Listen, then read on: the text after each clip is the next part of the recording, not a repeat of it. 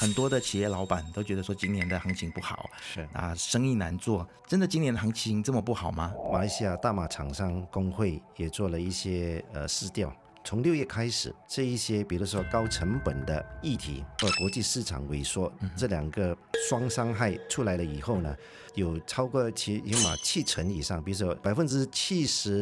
的是缺资金，72%呢是运营上面有问题，28%的公司呢开始裁员了。所以我经常不想讲这个28%裁员，因为这个会打击大家的士气。成本高涨，我们真的没辙啊。市场萎缩，当然很简单的是我们要去开源了，我们要去找市场了。但是有一个我们真正没有认知的，就是生产力。但是我一句话就是苦干不一定有钱赚啊。在这个国家唯一当年很认真提起这一个所谓的生产力 productivity 呢，就是敦马。也不是要贩卖焦虑了，我觉得很多的数据已经告诉我们，从6月份开始呢，我们已经进入了这一个危机的开始。可能它没有像当时疫情呢，一下 lockdown 大家都马上醒过来，但是这一次是有一点这一个温水煮青蛙。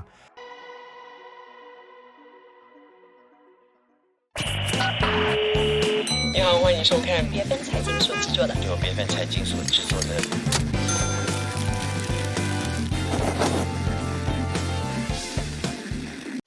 开门见山是由 U Business 荣誉呈现 Ultra Business Reserve 为企业而设的网络。这个时候你在收看以及收听的是由 BFM 财经所制作的开门见山。你好，我是能杰，不要忘记要订阅、按赞以及开启小铃铛。那也要把我们今天的这个影片呢，给转发给你所有的朋友啊，让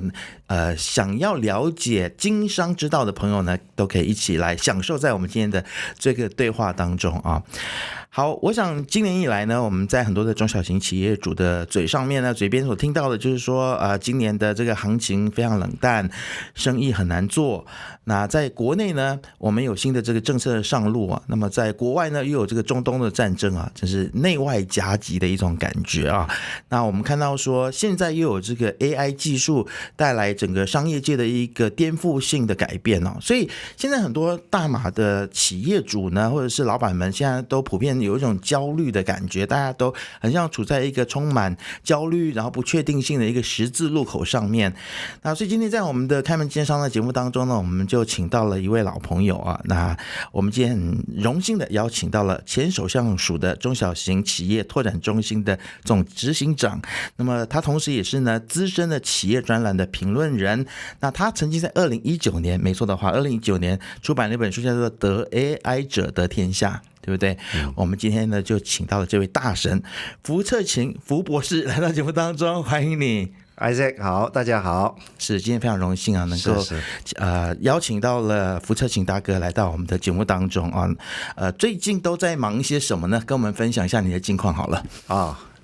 除了跑步以外啊，因为经常在这一个脸书上，大家都现在见到我都在谈这个跑步。对对对，没错。当然，那一个是一个生活方式，我想还是两个自己的生意啊，就是做一些这个工程的生意啊，再来就是这一个投资的啊，之前的美国上市公司也是纯粹是一个 SPAC 投资公司，去年呢已经算是成功的并购了，算是已经退场。接下来呢就是可能在放眼一些投资的事情，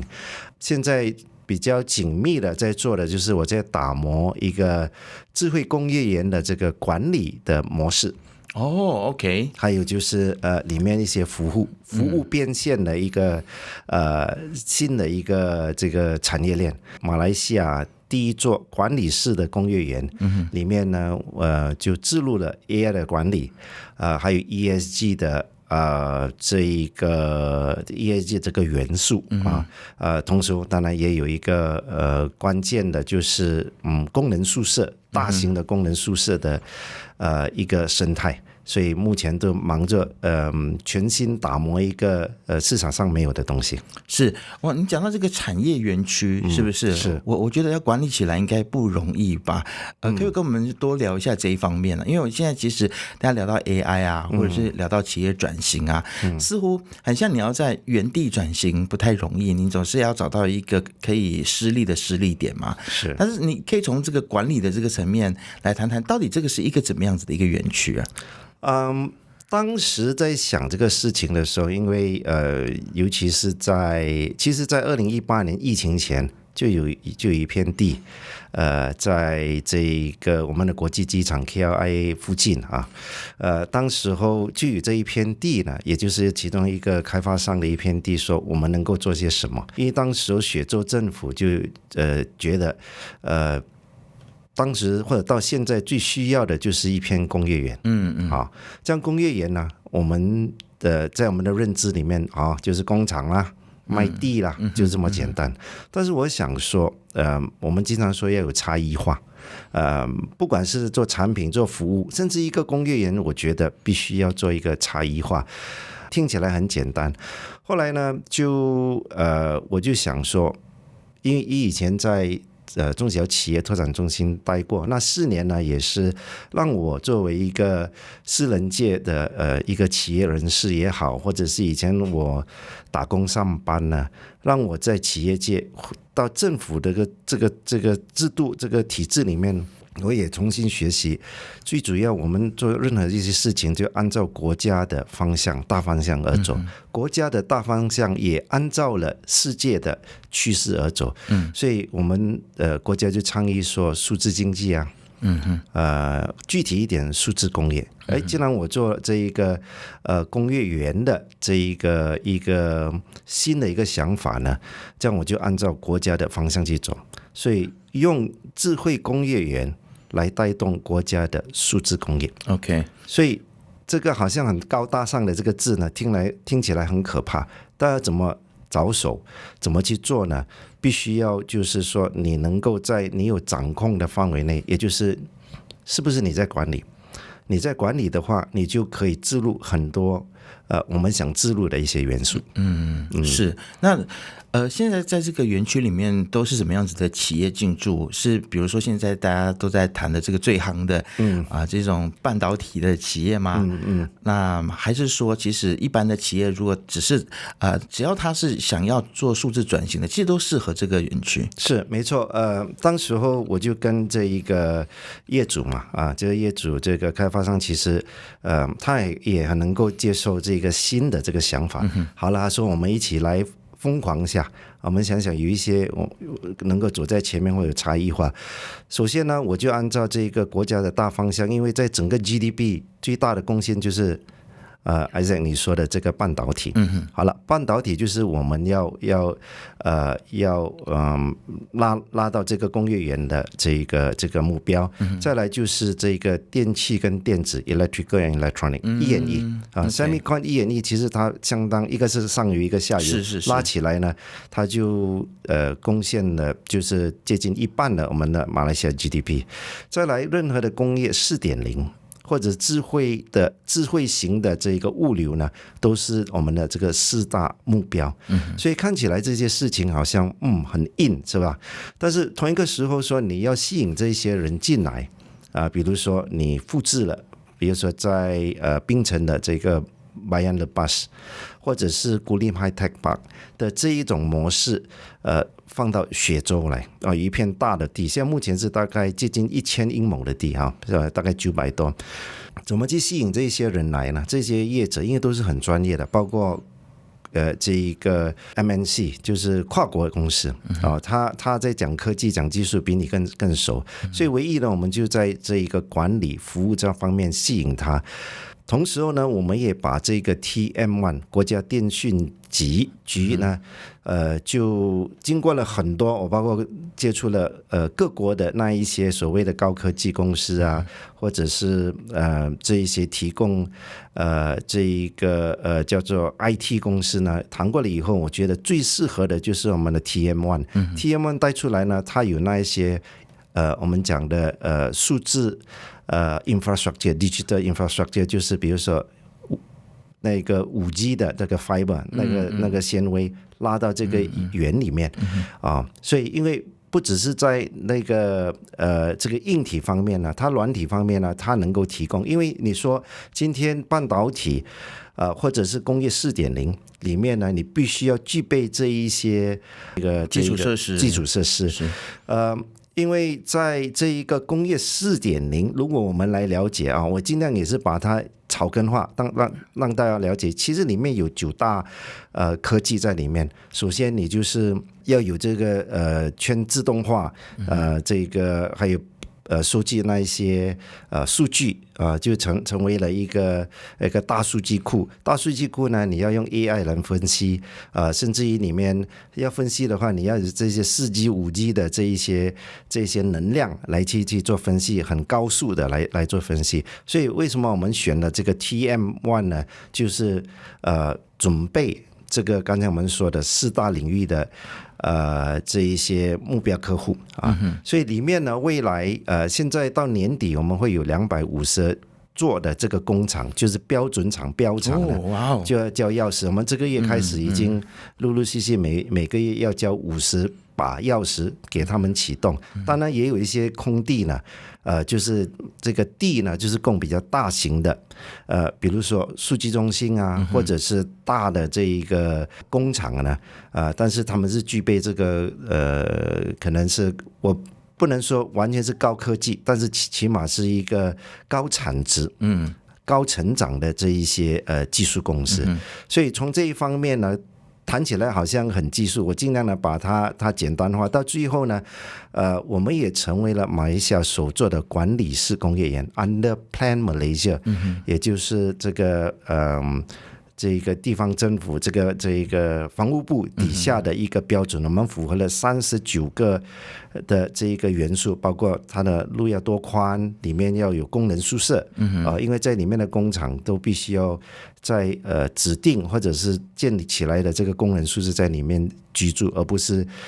这个放在外面任何的 apartment 你可以进去，或店屋楼上也进去，因为国家在规范这一些，所以呢，这一切的这些管理必须要有一套的这个方式。这3年来，我也趁这个机会呢，就去做了一些研究，就在我的这个博士论文里面呢，我就以我现在目前所做的这一个智慧工业园里面呢，去研究了全世界15个国家里面的48座相近的这个工业园，到底有没有这样一套的这个模式，包括管理模式。所以理论上跟实际在做，现在呢，我必须要一一的去落实，打磨出一个管理系统。是不说不知道，说了我吓一跳。原来你在这段时间之内不只是在跑步而已，是你还做了很多很多的事情。而且我相信这样子的智慧工业园区管理起来不容易哦，因为你要面对这么多的公司，有些还是跨国公司吧，是对不对？然后每个公司的代表肯定都是厉害的人，然后你要去管理这么多厉害的人，其实这整个的管理的思维，有哪一些你觉得是我们的就是这个工业园区的长处呢？就是你觉得是很值得拿来炫耀一下、说嘴一下，也可能借这个机会也对有兴趣要来这个工业园区来进驻的人可以让他们知道说，其实这个工业园区它的长处跟其他的工业园区比较起来，有什么是其他的工业园区是没有的。OK， 或者我先从酒店管理来说，比如说我们在吉隆坡看到的5星级酒店美国的也好，或者是欧洲的也好，你看它为什么一个晚上一间房间能够租1500块甚至于3000块，但是它还是屹立不倒，还在那里。反而我们这20-30年看到了很多的 budget hotel 80块一晚的，可能一间已经不在市场上，可能也有新进的。所以最主要就是说他们有这一个管理的这个方式，有这一个各种各样的服务设施，所以你就吸引了这一些人说就是说我要来好好的这个住他那1-2晚，因为我明天可能要工作，或者我来度假一样的。这一个智慧工业园呢，我们想说，首先它是规范于一个管理模式。我们一直挂在嘴边说是管理模式，就是不是卖了这比如说这500套的这个标准间的这个工厂，或者是我卖了一些地皮，这个是你家的事情。所以你看到现在很多的原来的传统工业园呢，都是有 double parking、triple parking， 或者是这里生草那里生草，这里塞车那里塞车。所以马来西亚有600座的新旧的这个工业园，600多座从以前一直到现在。后来呢，我们也跟 MIDA， 就是我们跟了很多的政府部门去了解，因为按照我过往的这个经验呢，我说我们必须要私人企业，必须要跟政府走在一起，方向是什么，也让他们可以给我们一个指导说，这些国家缺乏什么。后来我们把我们整个的这个管理式智慧工业园的模式讲一篇给他听，当时是 PPT，他就觉得哇哦。这个是超于想象，甚至于在那一个Managed Industrial Park 的这个框架里面呢，我们做超过他们的这一个范畴，所以协助政府说没想到你们还做超过了我们本来预定的未来的这个标准。好了，回答Isaac你问的问题，到底它的不同处在哪里？因为当你有管理室是我们还是属于我们的，它是未来30年还是属于这一个开发商的这个权限，所以我们会把全部的该做的事情，比如说刚才我说的那些5G 的这些设施进来，还有 ESG 呢，我们也做出来了。所以很多那些需要 ESG 的元素的，可能只有在你的工厂方面你去做好你的事情，到外面呢，我们已经做了一些。OK， 这样就变成比如说是哪一些的 ESG 的方面，比如用太阳能吗？太阳能。所以每个工厂楼上面头顶上一个太阳能。OK， 再来就是我们的这一个，比如说我们讲的 water detention pond， 就是储水的那一个一个很大的池。通常那个池呢都是在工业园的一个角落，可能也不是很美观，也浪费地。但是呢，我们竟然中间开了一个运河。运河因为很酷哎，对啊，1000以后呢，大概是有3到3.5公里呢，就一个直线下去，所以你一眼望下去的时候，哦，这个好美观哦，这个好像一个小运河，但是呢，这个是储水用的。OK， 旁边我们也种了很多这一个花草树木 landscape 呢，这个已经在那个 ESG 的 E 加分了。后来再转了一下呢，因为这个 architect 知道我喜欢跑步，他也很聪明说，哎。这个我们可以跑一圈42公里，可以做马拉松在里面。说 very good， 可能5-6年成熟了以后，我们再举办一个马拉松，又成为了在我们的 S social 那一边呢，就又加分了。其实我们里面很多的 ESG， 包括 G governance 这一方面呢，比如说有关当局要的，或者是ESG 或者各方面有的，我们都加进去了。再来就是比如说那一个 waste management， 也就是我们也同意了管理。比如说我们跟 KDEB 就是雪州的这个废料处理管理呢，我们也同意管理。比如说未来的500间工厂，我们每一天去回收回来呢，很有系统性的把它这一个废料再生。这个也很有规范性，要不然有时候你在外面的话，可能这个满地的垃圾啊，或者是这一个野草没有人去管理啊，所以这一方面呢，也让大家说，哎，我省了很多的这一个要做的工作。再来，我们也创建了一个叫做 Global Center，Global Center 它是整个这个环球中心，也就是一个管理的一个大楼，里面大概有4-5层楼。所以这个大楼里面呢，刚刚昨天也决定了，我就因为里面很多的新的概念、新的服务都一定要品牌化。首先这个叫 Global Center， 过后在第3层楼我们才定叫做 The G Exchange，G 是代表 Green。OK， 这个电供电能器，这个是很夯的名字。Exchange 呢，我现在就是把100家公司，不管它是 IoT 的，哪怕是一般的铅电的、家具的，里面都有生意做。里面就创造了一个生态圈，打造了一个智慧工业园的一个产业链。这产业链呢，让大家一起去享有这个资源。但与其他在外面去找一些资源，我这个在你眼前已经有了，也让大家在工厂，这些工厂它不是自己独来独往，而是说除了你做外面的生意，里面未来的500间工厂的生意可能也是你这个目标。这个就是这个差异化在这里呢，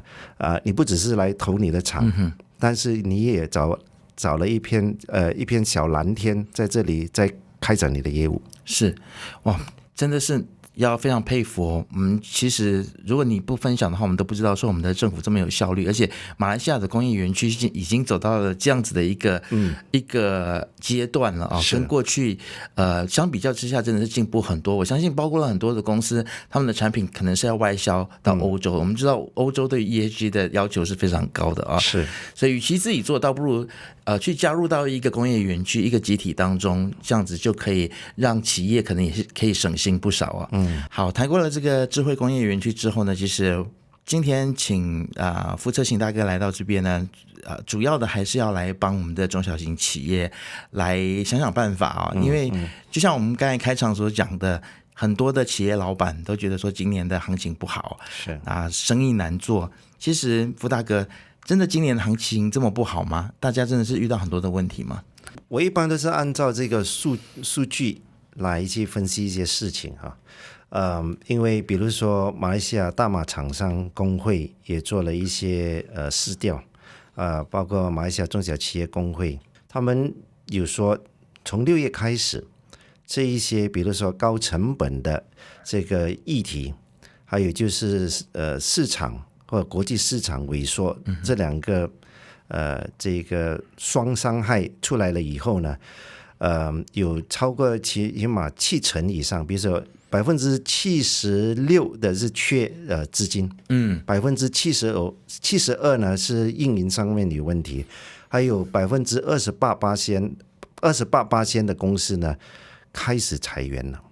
所以我经常不想讲这个28%裁员，因为这个会打击大家的士气，不管是做老板的或者做员工的。但是既然今天我上来这里呢，我就把事实讲出来，这是摆在眼前的事实，摆在眼前的事实。对啊，所以数据会说话啊。所以从6月开始就有了这一个资金开始短缺，因为成本高涨，因为很多的比如说补贴开始6月已经进入了这一个状态了，就必须要去实行了。再来也是在这个未来的2-3个月，可能这个市场的萎缩已经开始开源节流这一方面，节流你没办法去节流了，对不对？因为高涨了，开源手上有的订单也萎缩了。按照这个数据呢，大概有45%到68%的公司的这个 revenue 他们的这个业务呢就萎缩了，所以一直到可能到9月的时候呢，会到最顶点。9月份的时候会到最顶点了。综合全部的这个数据的这个报告呢，确实我们已经进入了这个危机的开始。是，我在之前访问 FMM 的，也就是制造商工会的主席的时候，他也是有提到，现在马来西亚的企业很多其实是在所谓的 survival mode， 就是在一个生存模式。那他那个时候是讲生存模式，现在很像进入了这个危机模式。很多公司，不能说很多，部分的公司已经开始在裁员了那你结合你过去在体制内的经验其实你觉得说政府现在在推动经济转型跟增加税收的时候或者是说在很多制度化的比如说这个柴油的这个补贴合理化e-invoicing 电子发票等等这些事情上面，其实我相信对中小型企业都是带来某个程度上面的压力，但是在这个施政上面，你觉得有哪一些细节上面是可以来帮助我们的中小型企业？有哪些地方应该是要踩刹车？有哪些地方可能也是要来津贴，或者是鼓励，或者是帮助我们中小型企业来度过危机？可能我说从小的开始，看起来好像那些 e-invoice 这些有费用，但是那个一次性的，但是现在也稍微缓了一下，对吗？政府也缓了一下。是还有或者是 SSD 的一些比较扩大去征税呢，可能我觉得国家这方面可以再重新去检视里面的有一些可以把它缓一下，或者是收小那个范围这个是可以做到的。至于这一个经过我这个分析呢，其实最大的2个因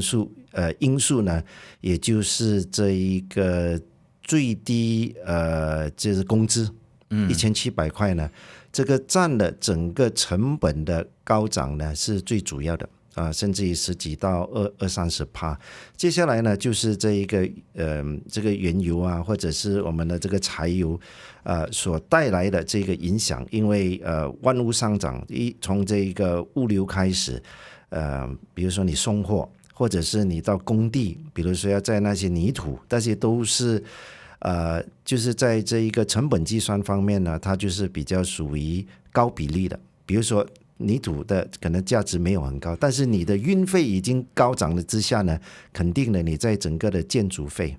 五金这一方面全部带动上来的。所以我们缩小范围来看，就是说工资是首要的，再来就是这个燃油啊，这个燃油在收回这一些补贴，后来又进入了战争，它本来想收回来了，但是又在这里涨上去的。到今天这几天我听到好像这个战争还是没有真正的停下来，那边又什么又收紧了，哈木斯那边又收紧了它的那个供应，所以我就看到这2个点呢。后来我也分析了，比如说工资提高跟这一个成本就是燃油基本上呢都影响到各行各业，比如说制造业或者是这个工程，当然还有零售业呢，是因为人家消费者呢已经改变了消费行为，很谨慎的消费，所以这一些呢就回到来说，到底政府可以做些什么？当然我看到政府目前呢就是在这一个融资就是中小企业的这个融资贷款尤其是在这个 SJPP 的加大那一个担保的额度担保的额度从这一个51到61，当然这个是一个很好的方式，因为起码就是呼吁就是中小企业呢马上要去审视你的这个现金流了。现金流呢目前的报告就是说可能只是可以供2个月。所以我一直在联想这个疫情之下那个时候5-6年前，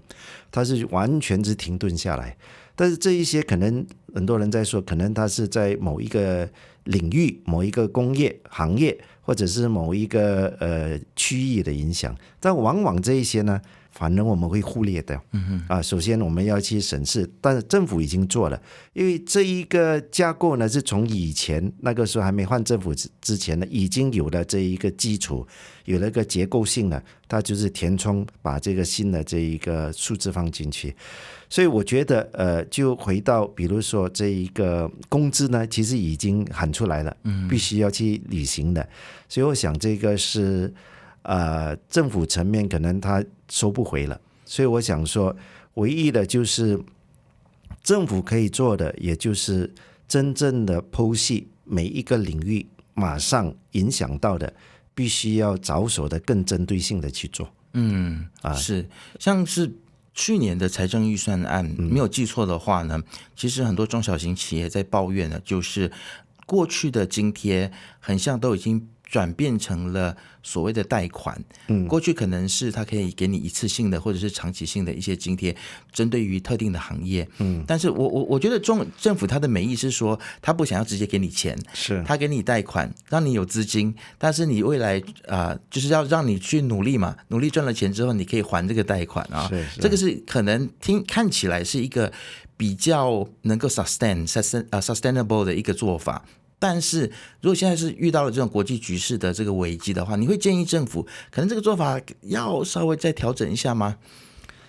可以调整，它就变成一种hybrid。OK，因为按照以前我在那一个首相署的时候，那时我就介绍了给这个市场说，尽量的来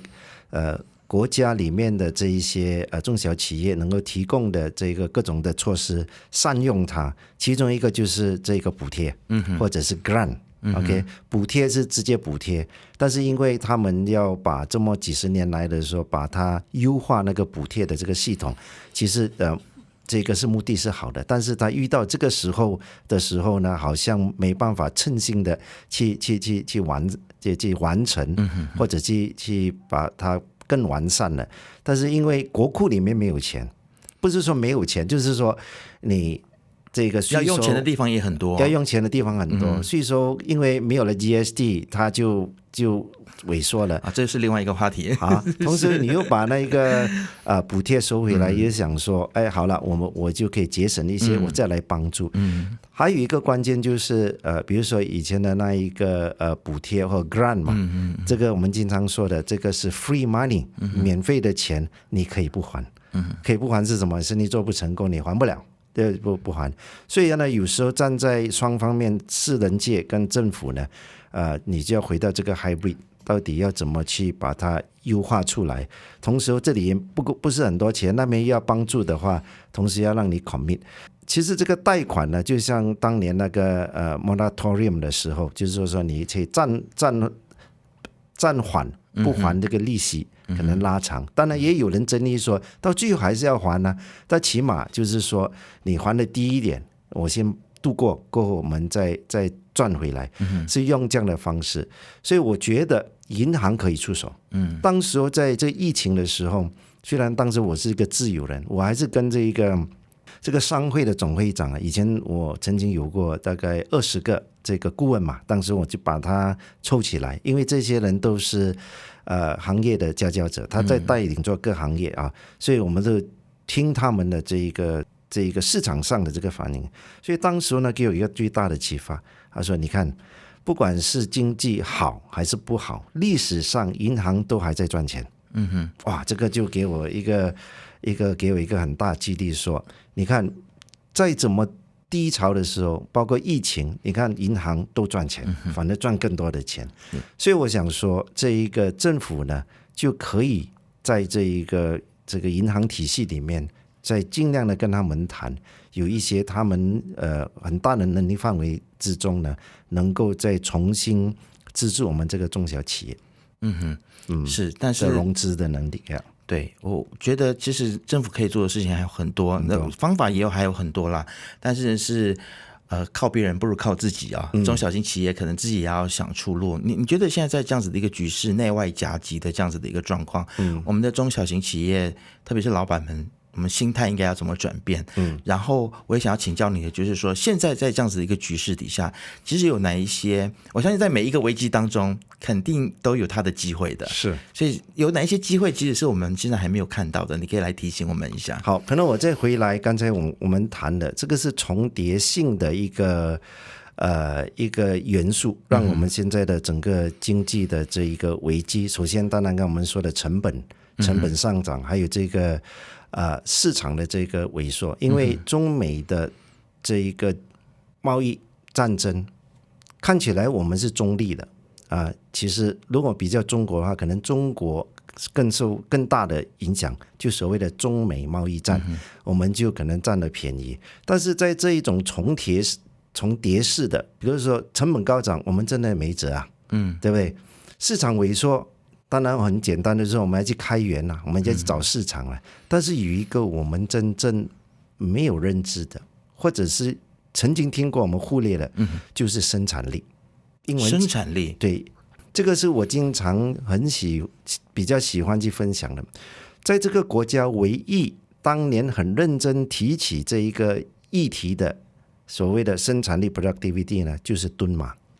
敦马的年代呢，他每一天都挂在嘴边，不管是政府体系或是私人界呢，我们要看好我们的 productivity。所以包括当时的 income tax， 当时都是那个这个大官的样子，对不对？因为这个纳税人要给你钱，还要看你的脸色，但是他就把他们改变了，你必须要提高你的生产力，把 office 做好，你要收人家钱，还微笑着对人家。所以从他后来下来了以后呢，就没有其他人在谈这个 productivity 了。productivity 生产力是什么呢？比如说你想要做咖啡的生意，你想做茶社卖的这个咖啡，比如说1.5钱的一小杯的咖啡，还是你要卖这一个连锁的，比如说我们就讲 Zeus 也好，Starbucks 也好，HWC 也好，要卖15块的。所以你做一样的工作，但是一个是1.5钱，一个是15块。所以该纵观我们的这一个成本高上去了，这一个市场萎缩的话，我们必须要回来再看我们公司的 productivity 是什么。比如说今天我们是一个每一个月每一年可能我们做10万块的这一个营业额，你除12的话，就1万块就好了，对不对？比如说你的毛利就是大概2000块，2000块如果是你的工人，就除你的工人，到底你这一个今天你要用50个人，还是你要用5个人去做那个生意？所以因为通常我们做一个毛利，比如说28%或者是 net profit 的话是10% 的话，你就看看你的这个生意额跟你的这一个工人的费用，因为现在起到1700块嘛，起到1700块的话，到底你的 productivity 有没有上来？生产力好了，生产力又怎么定呢？你的客单价是不是卖高了一点？还是你很努力，你在战术上就是一直在很勤劳的在做，希望它会更好，但是有没有在创造你更高的产品或者服务的价值？因为几十年来人家都是说你一定要做这个高价值，但当然怎么做？很多时候我们用了很多的工人，或者是我们用了不多工人，但是工人的效率很低。比如说我们小贩中心可能小贩中心老板听到会不高兴。你看每一个摊位，我们都有可能2-3个人在工作，你有10个摊位就有30个人在做一间店。如果你说你今天卖一个咖啡，可能你在里面就5-6个人，他卖的这个产值或卖的这一个客单价，可能分分钟可能你的5-6倍。但是可能顶多就是5-6个人在工作，但是你30个人在重复了一些每一个摊位所要做的东西，你没办法统一起来。对，所以我觉得就从这个简单的来看说，有时候我在目测一些行业，你为什么用这么多人？我不是说你主张要去裁员，但是如果你能商用每一个人的效率，再加上一些比如说自动化，不要说很贵的那一种，或者改善你的 SOP， 这个必须要我们企业去看了。这个我觉得比较简单的，在审视我们的作业方式，还有我们找来的这个客单价是不是属于高价值、高成长。我一般因为曾经马来西亚有讲过高科技，在马哈蒂的年代，但是后来觉得不是每个人要做高科技就高科技，但起码你那个价值有上去，你的成长又更高的话呢，这个就变成哪怕你在贷款融资方面呢，你都有很大的机会。其实福大哥你这么讲，就让我想起过去我在中国工作7年的时候，我看到那个时候中国的企业怎么样子提升自己的效率，还有所谓的生产力啊。我觉得我们马来西亚的企业有的时候还是比较 lay back。当然我们不是说鼓励大家变成中国的公司那么卷但是在非常卷跟现在我们这么 lay back 的中间，其实我们还是可以去找到一个中间值。包括你像我们可以用一些更聪明的方式去提供生产力，但是最重要的是不是还是我们自己的观念要改变呢？没错，观念要改变。首先我觉得观念改变就很简单，就是说我们做一个好的聆听者，不管任何好的意见不好意见，先聆听。我经常说的，你就忍耐那5秒10秒，哪怕你心里面拒绝了一些人的说法，你可能你就冷静一下，你不需要直接说 no， 不需要去跟人家去辩论嘛。比如说刚才我们说提高效率，谈 AI，AI 好像好厉害但是 AI 只是个工具，很多人就已经搞错了。ChatGPT 就是 AI 就是数字化的一切的一切。但是最主要，尤其是企业，我们问我们自己，我为什么要用 AI 工具？而 AI 是很大的嘛，你 AI 它能够应用的很多很多方面。首先你问你今天你这一盘生意，你最需要 AI 在哪里？一个我的店我的位置不是很好，我要从这一个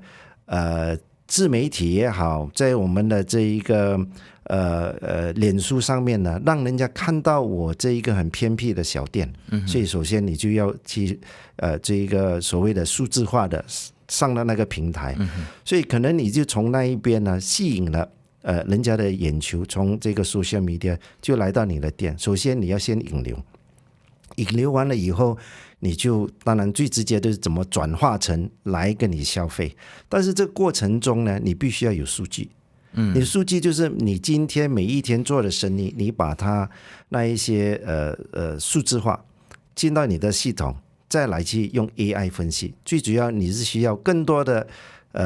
这一个生意呢，还是你要转化率更高？很多时候你有很多的客人进来，但是转化不了啊，不能成为实实在在的顾客嘛，那个只是潜在的顾客。所以呢，我觉得用这个数字化 AI 呢，必须要进入。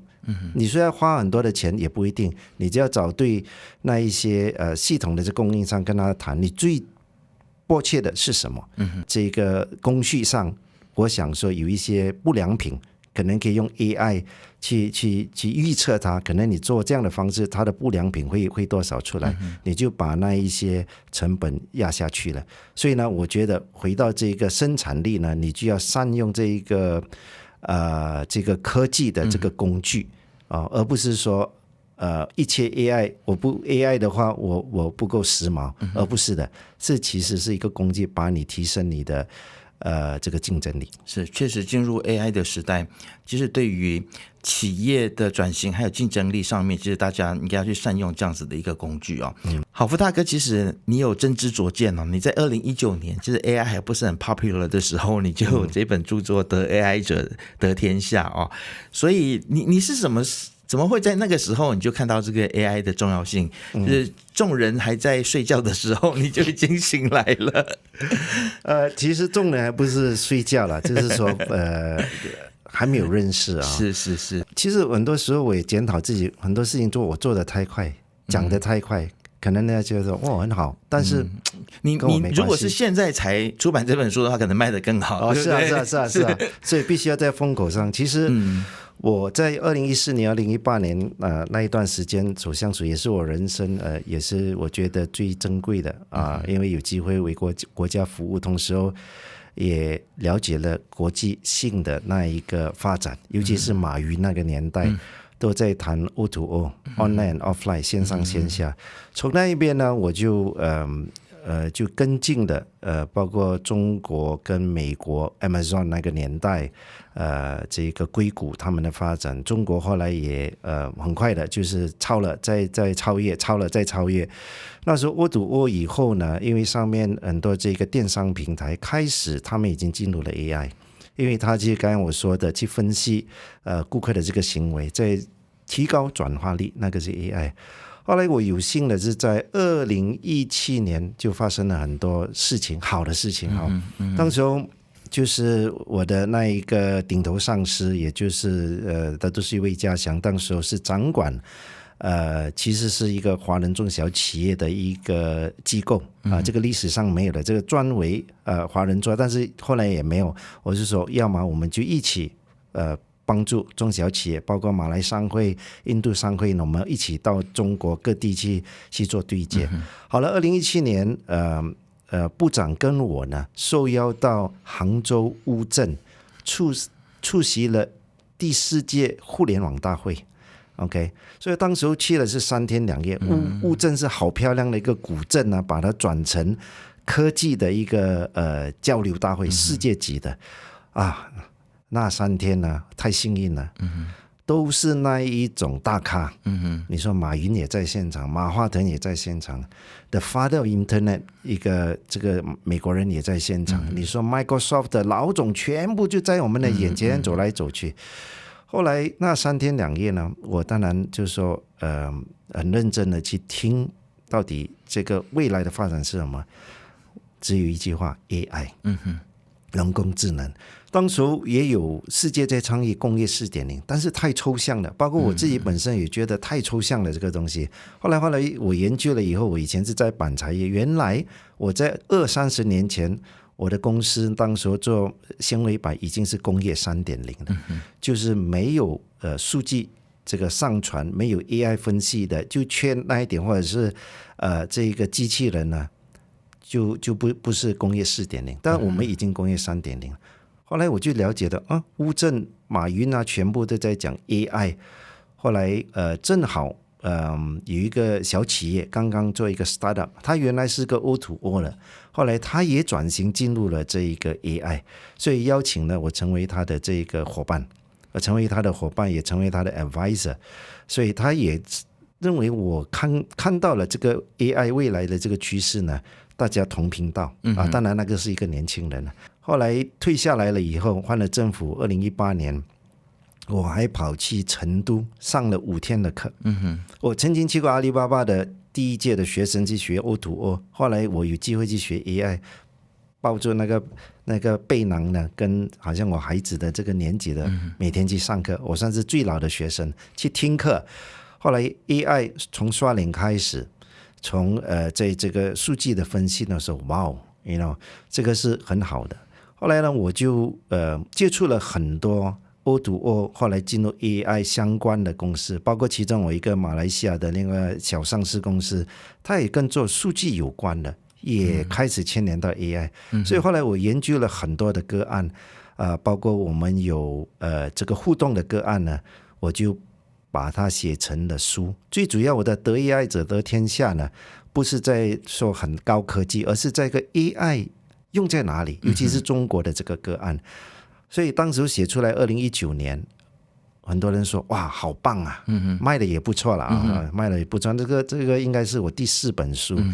但是呢还没有在风口上，很多人还是很模糊，一直到2022年，因为我美国那一个投资公司，我也跟我美国的那个 sponsor 说这个 AI 怎么样，他也看到了我有这一本AI 的书，也认同了我整个经过，但是当时他听了他很冷静，但是后来 ChatGPT 在2022年出来的时候，他就从美国打电话 Neil we are ready for AI，我说 what happened，because ChatGPT is there, the whole Wall Street is start to fund for AI related counter，所以后来我就重新又在想说，确实要在风口上，所以有时候我现在要把我自己放慢脚步，这个是大概一个经过。这本书可能可以再版一下啊，或者是你重新再编排一下，然后再把它推出来啊。OK， 好，这个其实我回到刚刚你所提到的，就是中小型企业如何增加生产力这件事情，我发现其实有很多我们在亚洲的中小型企业，现在还在用半自动化或者是人工的方式在记账，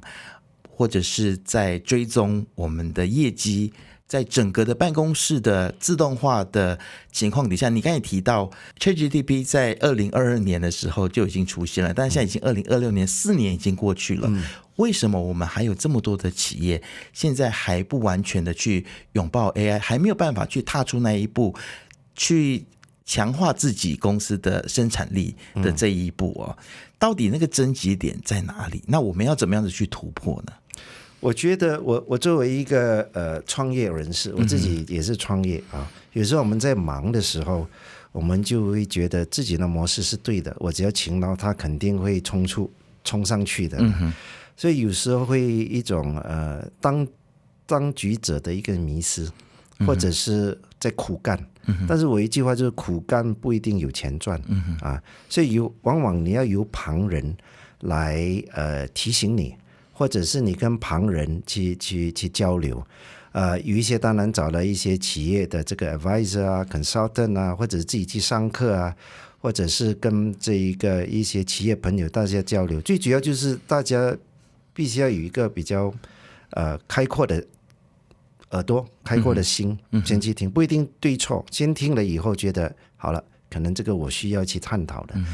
还有就是说我的经验呢，就是比如说你要去数字化还是这些，往往不管一个大公司还是小公司，哪怕大公司上市公司，可能老板认同，但是下面的人不一定会认同，说我已经够烦了，我每天有 KPI 要搞，我9点到5点或者996什么的，你还要给我去什么转型啦，给我再添麻烦，对不对？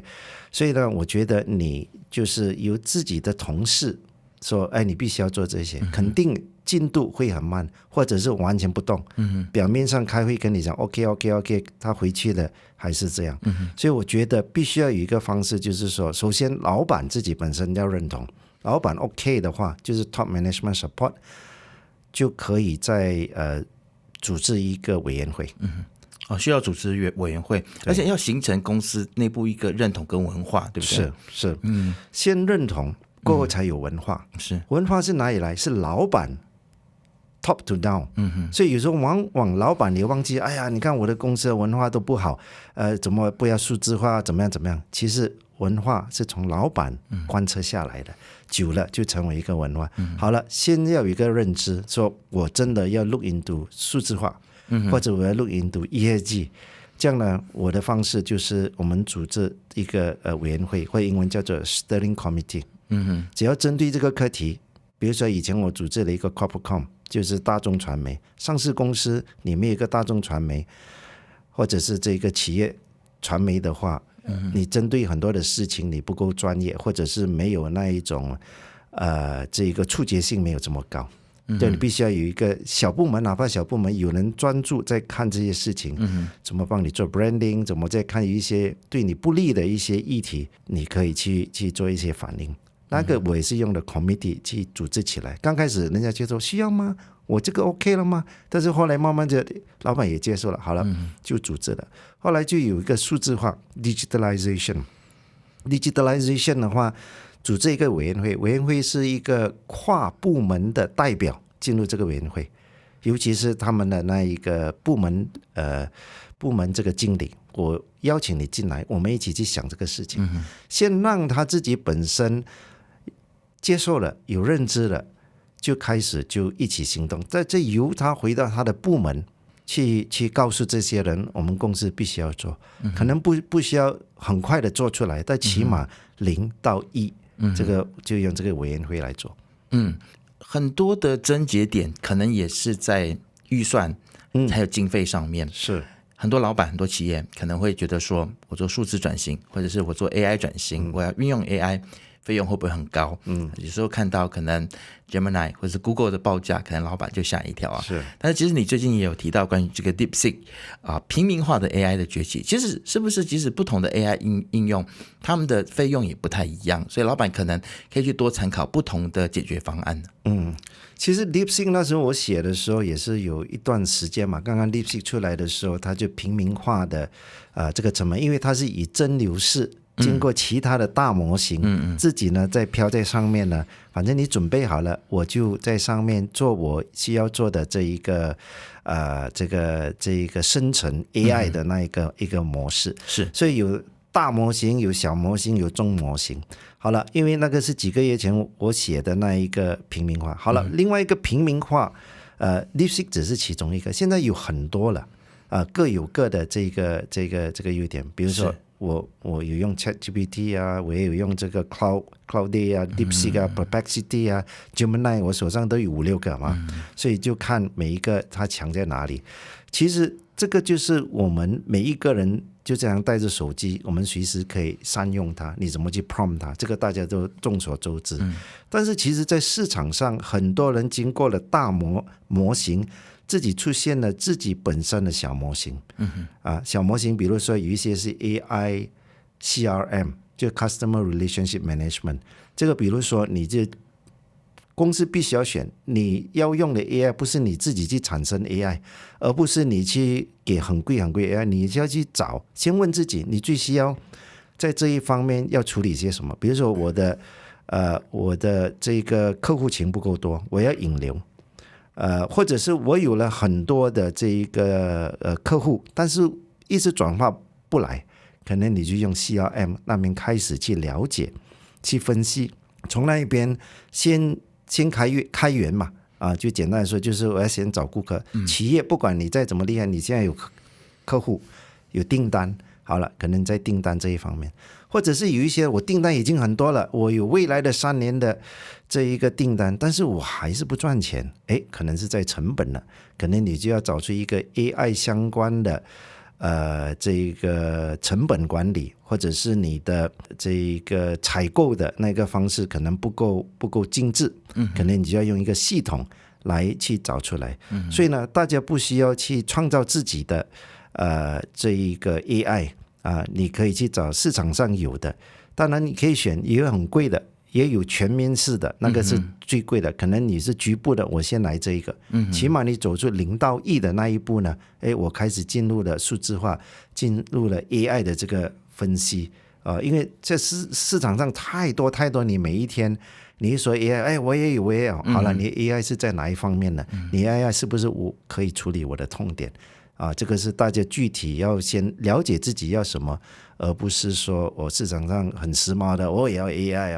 我公司已经 AI 了，我觉得那个不重要，最主要你自己要解决的痛点是什么？是要去寻找到最适合自己的解决方案。是。那今天其实呢还有很多问题想要请教福大哥，但是因为时间的关系所以可能我们今天节目只能够先到这边暂时告一个段落但是最后福大哥还有没有什么最后的忠告也好，或者是 advice 可以给我们的中小型企业，大家如何来度过这一段的时间，这一段的难关？因为过去我们看到说在疫情的时候其实也都迫使大家去进步嘛，所以这一次其实是不是大家也应该从这个困难的时刻或者是危机当中也去思考怎么样子去进步呢？其实这一次我觉得这一个也不是要贩卖焦虑了我觉得很多的数据已经告诉我们，从6月份开始呢，我们已经进入了这一个危机的开始，可能它没有像当时疫情呢一下 lockdown 大家都马上醒过来，对不对？但是这一次是有一点这一个温水煮青蛙，可能说没关系，可能还没来到了，但是大家真的要放眼看这一次的危机，同时后呢马上在审视自己的生产力。简单来说，商业模式也是我们讲的太大了，你也不知道什么叫商业模式。生产力，你每一个工人或者是你的这个团队到底跟以往或者是未来是能够创造更多的价值，或者是你保留价值，或者是你要用很多的这一个人员做这个旧的事情，用旧的方法来做想要去突破的话，我觉得是应该重新去审视这个方面了。是福大哥今天给我们的分享就是醍醐灌顶给我们很多思考的空间也给我们很多的启发今天非常感谢福策请大哥来到我们节目当中，希望很快时间可以再请你回来给我们做更多的分享那么大家对于今天福策请大哥的分享有什么样子的看法呢？都可以在我们的留言板来留言，一起来互动不要忘记要订阅、按赞以及开启小铃铛，就可以看到我们财经所有最新的影片。我们下次见。让业务始终在线，安全无忧，持续领先，即刻开启您的 Ultra 5G Reserve。